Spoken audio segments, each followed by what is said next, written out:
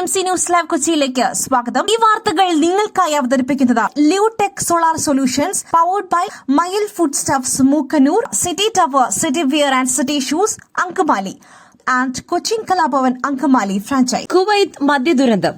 മദ്യനിർമ്മാണ കേന്ദ്രത്തിന്റെ നടത്തിപ്പുകാരായ 2 പേർ അറസ്റ്റിൽ. കുവൈത്ത് വിഷമദ്യ ദുരന്തത്തിൽ 2 പേർ അറസ്റ്റിൽ. മദ്യനിർമ്മാണ കേന്ദ്രത്തിന്റെ നടത്തിപ്പുകാരായ പ്രവാസികളാണ് അറസ്റ്റിലായത്. മലയാളികൾ ഉൾപ്പെടെ 13 പേരാണ് ദുരന്തത്തിൽ മരിച്ചത്. ജിലീബ് അൽ ഷുയൂഖ് ബ്ലോക്ക് 4-ലാണ് അനധികൃത മദ്യനിർമ്മാണ കേന്ദ്രം പ്രവർത്തിച്ചിരുന്നത്. ഇവിടെ നിന്നും മദ്യം വിതരണം ചെയ്തവരുടെ വിവരം അന്വേഷണ സംഘം ശേഖരിച്ചു വരികയാണ്.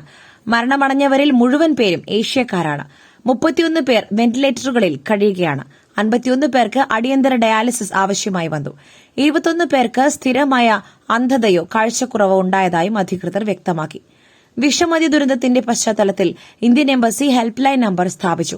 മരണമടഞ്ഞവരുടെയും പരിക്കേറ്റവരുടെയും കുടുംബങ്ങൾക്ക് എംബസിയുമായി ബന്ധപ്പെടുന്നതിന് 965-655-01-587 എന്ന ഹെൽപ്പ് ലൈൻ നമ്പർ സ്ഥാപിച്ചതായി ഇന്ത്യൻ എംബസി പുറത്തിറക്കിയ വാർത്താക്കുറിപ്പിൽ അറിയിച്ചു.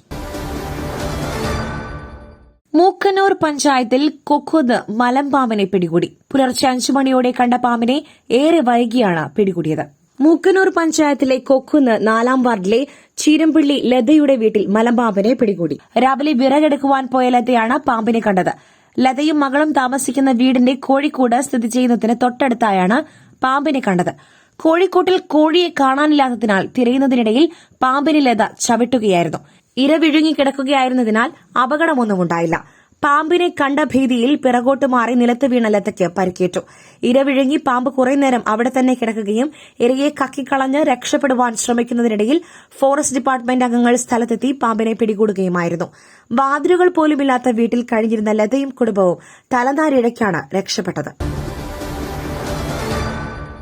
മലപ്പുറത്ത് നിന്നും തട്ടിക്കൊണ്ടുപോയ പ്രവാസി വ്യവസായിയെ കണ്ടെത്തി. പ്രതികൾ പിടിയിൽ. മലപ്പുറത്ത് നിന്നും അക്രമി സംഘം തട്ടിക്കൊണ്ടുപോയ പാണ്ടിക്കാട് സ്വദേശിയായ പ്രവാസി വ്യവസായിയെ കണ്ടെത്തി. കൊല്ലത്ത് നിന്നാണ് വട്ടിപ്പറമ്പത്ത് ഷമീറിനെ പോലീസ് മോചിപ്പിച്ചത്. തട്ടിക്കൊണ്ടുപോയ 5-അംഗ സംഘവും പോലീസ് പിടിയിലായി. പ്രതികളെ പോലീസ് ചോദ്യം ചെയ്തു വരികയാണ്. കൃത്യമായ ആസൂത്രണത്തോടെയാണ് ഷമീറിനെ പോലീസ് കണ്ടെത്തിയത്. ചൊവ്വാഴ്ച രാത്രി 8 മണിയോടെ 2 കാറുകളിലായാണ് ഷമീറിനെ തട്ടിക്കൊണ്ടുപോയത്. കാറുകളുടെ RC ഉടമകളെ നേരത്തെ കസ്റ്റഡിയിലെടുത്തിരുന്നു. ഇവരിൽ നിന്നും ലഭിച്ച വിവരത്തിന്റെ അടിസ്ഥാനത്തിലാണ് അന്വേഷണം നീങ്ങിയത്. ഷമീറിന്റെ ആരോഗ്യനില തൃപ്തികരമാണ്. ഷമീറിനെയും പ്രതികളെയും മലപ്പുറത്തേക്ക് കൊണ്ടുവരികയാണ്. സാമ്പത്തിക തർക്കമാണ് തട്ടിക്കൊണ്ടുപോകലിന് പിന്നിലെന്ന് പോലീസ് ഉറപ്പിക്കുന്നുണ്ട്. പ്രതികളെ ചോദ്യം ചെയ്താൽ മാത്രമേ ഏത് രീതിയിലുള്ള സാമ്പത്തിക ഇടപാടാണ് നടന്നതെന്ന് വ്യക്തമാവുകയുള്ളൂ. കേസിൽ ചാവക്കാടുള്ള സംഘത്തിന്റെ പങ്ക് പോലീസ് തള്ളുന്നില്ല. തട്ടിക്കൊണ്ടുപോയതിന് പിന്നാലെ ഷമീറിന്റെ ബിസിനസ് പങ്കാളിക്ക് 1.5 കോടി രൂപ ആവശ്യപ്പെട്ട് വാട്സാപ്പ് കോൾ വന്നിരുന്നു. കേസുമായി മുന്നോട്ടു പോകരുതെന്ന് സമീറിന്റെ ഭാര്യയ്ക്കും കോളെത്തി. പിന്നീട് മറ്റ് വിവരങ്ങൾ ഉണ്ടായിരുന്നില്ല. പെരിന്തൽമണ്ണ ഡിവൈഎസ്പിക്കാണ് കേസിന്റെ അന്വേഷണ ചുമതല. അർജുൻ ടെൻഡുൽക്കറുടെ വിവാഹ നിശ്ചയം ഏറ്റെടുത്ത് നെറ്റിസൺസ്. വധു ആരെന്നും അന്വേഷണം. ഇന്ത്യൻ ക്രിക്കറ്റ് ഇതിഹാസം സച്ചിൻ തെണ്ടുൽക്കറിന്റെ മകനും IPLൽ മുംബൈ ഇന്ത്യൻസ് ബൌളറുമായിരുന്ന അർജുൻ ടെൻഡുൽക്കർ വിവാഹിതനാകാൻ പോകുന്നുവെന്ന വാർത്ത പുറത്തുവന്നതോടെ ഇളകി നെറ്റിസൺസ്. താരത്തിനും പ്രതിശ്രുത വധുവിനും എക്സ്, ഇൻസ്റ്റഗ്രാം തുടങ്ങിയ സോഷ്യൽ മീഡിയ പ്ലാറ്റ്ഫോമുകളിൽ ആശംസകൾ നിറയുകയാണ്. വ്യാഴാഴ്ചയാണ് അർജുൻ ടെൻഡുൽക്കറും മുംബൈ വ്യവസായി രവി ഘായിയുടെ ചെറുമകളായ സാനിയ ചന്ദോക്കും തമ്മിലുള്ള വിവാഹ നിശ്ചയം സംബന്ധിച്ച വാർത്ത ദേശീയ മാധ്യമങ്ങൾ പുറത്തുവിടുന്നത്. അടുത്ത സുഹൃത്തുക്കളും ബന്ധുക്കളും പങ്കെടുത്ത തീർത്തും സ്വകാര്യമായ ചടങ്ങായിരുന്നു 13-ന് നടന്നത്.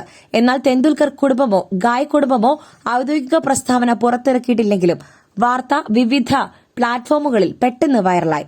ഇതോടെയാണ് ക്രിക്കറ്റ് ആരാധകരുടെ പ്രതികരണങ്ങളും വന്നു തുടങ്ങിയത്. വളരെ പോസിറ്റീവായിരുന്നു സാമൂഹിക മാധ്യമങ്ങളിലെ പ്രതികരണങ്ങൾ. മിക്കവരും അർജുൻ തെണ്ടുൽക്കർക്കും സാനിയ ചന്ദോക്കിനും ആശംസകൾ നേർന്നിട്ടുണ്ട്. എന്നാൽ അപൂർവം ചില ആരാധകർ നിരാശയും പ്രകടിപ്പിച്ചിട്ടുണ്ട്. വിവാഹ നിശ്ചയം സംബന്ധിച്ച ഔദ്യോഗിക ചിത്രങ്ങളൊന്നും ഇതുവരെ പുറത്തുവന്നിട്ടില്ല. പലരും ദമ്പതികളെ ഒരു നോക്ക് കാണുവാൻ ആകാംക്ഷയോടെ കാത്തിരിക്കുകയാണെന്ന് കമന്റുകളിൽ നിന്നും മനസ്സിലാക്കാം. അതിനിടെ സാനിയ ചന്ദോക്കിനെക്കുറിച്ച് വിവരങ്ങൾ തേടുന്നവരും ഏറെയുണ്ടായി. ട്രോൾ നൽകിയിട്ടും സേവനം നൽകുന്നില്ലല്ലോ. ദേശീയപാത അതോറിറ്റിയെ വിമർശിച്ച് സുപ്രീംകോടതി. പാലിയേക്കര ടോൾ പ്ലാസയിൽ ടോൾ തടഞ്ഞതിനെതിരെയുള്ള ദേശീയപാത അതോറിറ്റിയുടെ ഹർജിയിൽ സുപ്രീംകോടതിയുടെ വിമർശനം. ടോൾ നൽകിയിട്ടും ദേശീയപാത അതോറിറ്റി സേവനം നൽകുന്നില്ലെന്ന് സുപ്രീംകോടതി. റോഡിന്റെ അവസ്ഥ മോശമായി തുടരുന്നുവെന്നും നിരീക്ഷണം. ആംബുലൻസിന് പോലും പോകാൻ കഴിയാത്ത സാഹചര്യം.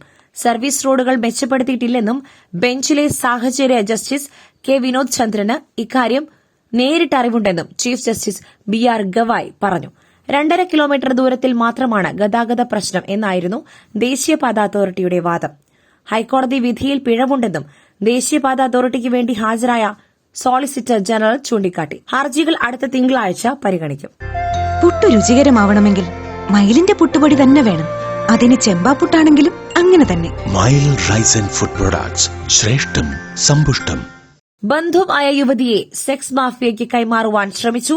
നടി മിനു മുനീർ തമിഴ്നാട് പോലീസ് കസ്റ്റഡിയിൽ. നടി മിനു മുനീറിനെ തമിഴ്നാട് പോലീസ് കസ്റ്റഡിയിലെടുത്തു.